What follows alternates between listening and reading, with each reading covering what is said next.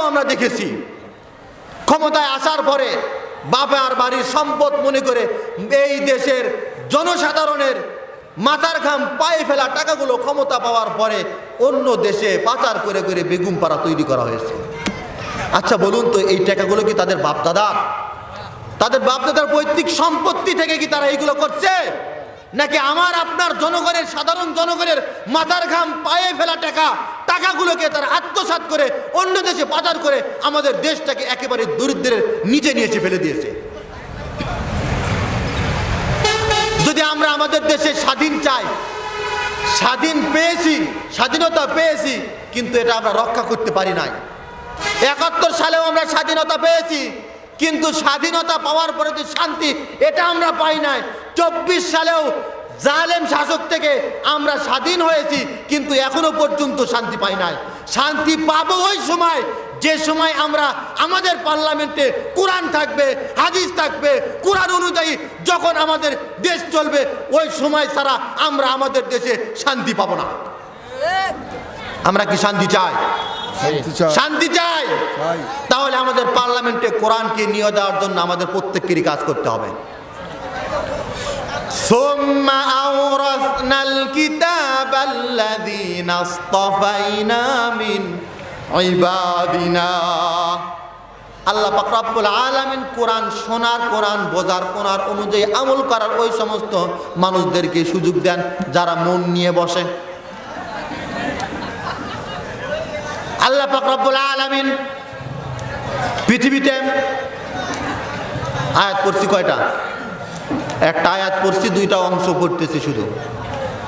ওয়া ইন্নামা তুওয়াফাউনা উজুরাকুম ইয়াউমাল কিয়ামাহ।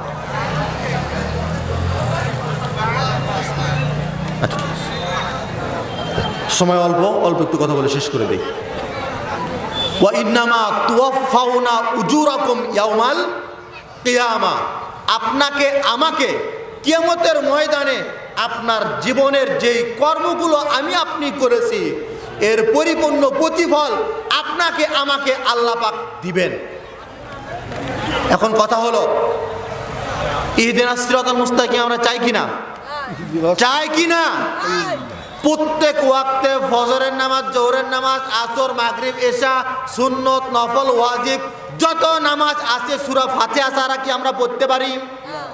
আর সূরা ফাতিহার মধ্যে আল্লাহ পাকের কাছে আমরা কি চাই? ইহদিনাস সিরাতাল মুস্তাকিম। রব্বুল আলামিন আপনি আমাদেরকে সিরাতে মুস্তাকিম, সরল সঠিক পথ, যেই পথ আমাদেরকে জান্নাতে নিয়ে যাবে, ওই পথে আপনি আমাদেরকে পরিচালিত করুন। আল্লাহ পাকের কাছে নামাজের মধ্যে চাইলাম সিরাতে মুস্তাকিম, আর নামাজ থেকে বের হওয়ার পরে আমরা চলতেছি দুনিয়ার রাজনীতিবিদদের পেছনে, যারা এই দেশটাকে, পৃথিবীটাকে শাসন করতে চায় নিজেদের তৈরি করা আইন দিয়ে। তাহলে আপনার দোয়া আর কাজের সাথে কি মিল হলো? আপনি দোয়া করলেন আল্লাহ পাকের কাছে সরল সঠিক পথ চাওয়ার, কিন্তু আপনি দুনিয়াটাকে চলবে, আপনি চাচ্ছেন মসজিদ চলতেছে কোরআন দিয়ে। মসজিদে শান্তি আছে না নাই?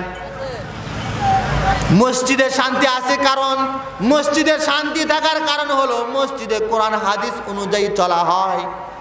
যদি কোরআন হাদিস দিয়ে, কোরআন সুন্নাহ দিয়ে যদি দেশ চালায়, আমরা আমাদের দেশেও শান্তি পাবো। তাহলে আমাদের শান্তির একমাত্র পথ, একমাত্র আস্থা, একমাত্র রাস্তা আমাদের। আচ্ছা ঠিক আছে। তাহলে যতটুকু কথাবার্তা বলা হলো,